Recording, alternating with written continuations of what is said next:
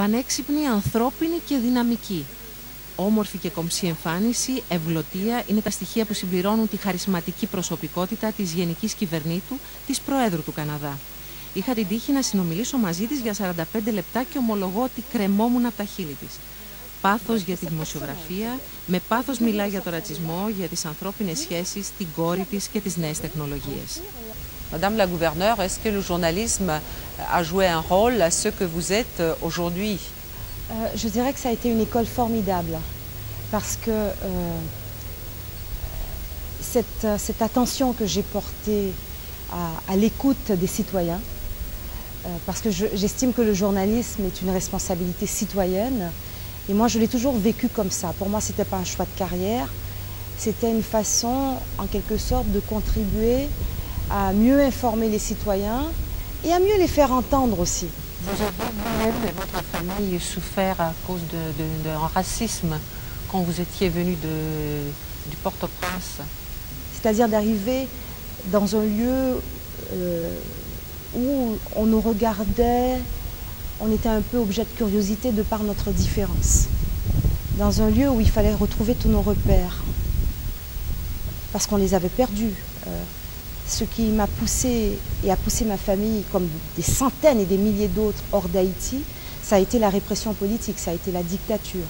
Est-ce que vous avez fait votre recherche journalistique avant de venir en Grèce? D'abord, je suis venue en Grèce une première fois en 1976.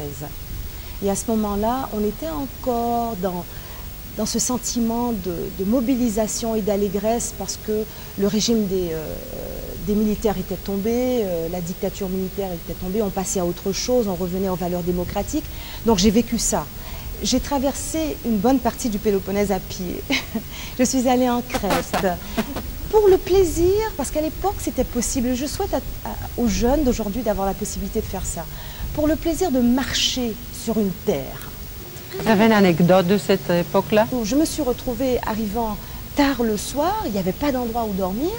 J'ai discuté avec les gens à la taverne ou au café et très vite ils m'ont dit écoutez, comment vous allez faire pour dormir? Et ils m'ont dit la chapelle peut-être. Et j'ai dormi dans mon sac de couchage dans la chapelle. Je me souviens de la communauté aussi en Crète, d'un petit village qui s'appelait Myrtos. Je ne sais pas s'il a grossi depuis, mais là on cultivait des oranges. Il y avait de grandes orangeries. Et je me souviens que les gens nous avaient dit écoutez, vous pouvez aller vous promener dans l'orangerie, mais vous devez manger tout ce que vous cueillez. La famille Papandreou de notre Premier ministre, oui. Ils ont vécu au Canada et même notre Premier ministre, il a fait ses études là. Oui. Ce qui est formidable, c'est qu'il y avait au moins 20 ans que le Canada n'avait pas effectué une visite d'État en Grèce. Et que cette visite d'État coïncide aussi avec l'élection d'un nouveau Premier ministre qui connaît très très bien le Canada, qui l'a fréquenté, qui y a vécu, qui y a encore de la famille.